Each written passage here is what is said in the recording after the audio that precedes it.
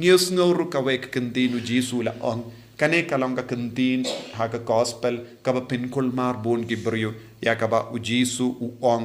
nga ong happy ba don na ki ba yang hangne ki ban mat ya ka jingiap ka shua kin yo I ya u kono brio ba u wan hala ka hima kane kalong ka kantin ka pin kulmar bon ki brio kai ka jing mod jang kane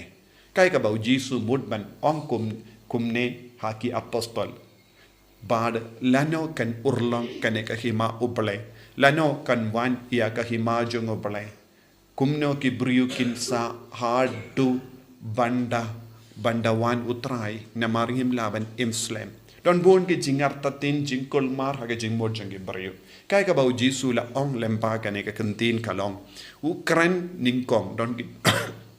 nombatai ka tin uble ki ong ka ba ningkong ka ba ukran halor ka jing kala dur jangu shaulum de hangto laingot ki apostol kilayo I ya kaburom jangu ble haulum tabor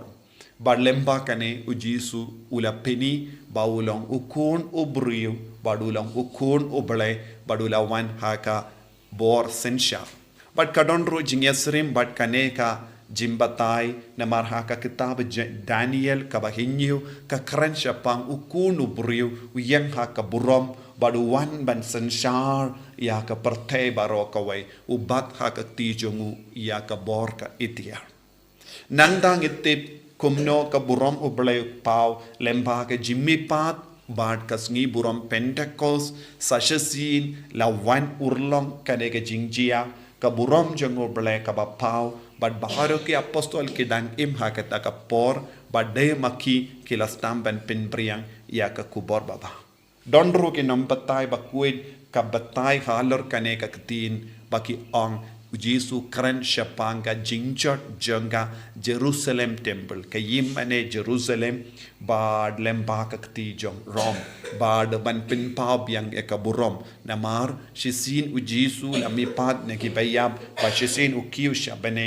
ka jinglong janga parte ka kala namar mintang idon tang ka we ka jimmane ngidon tang ha uwe uble ngidon tang uwe unong penim bad ngidon kawe ka jinkinia bade lemba kane ka jinkinia bad lemba kane ka burom ka bala wanra da Jesu lemba ka jingia ka parte ka yai bad ki briu kin light im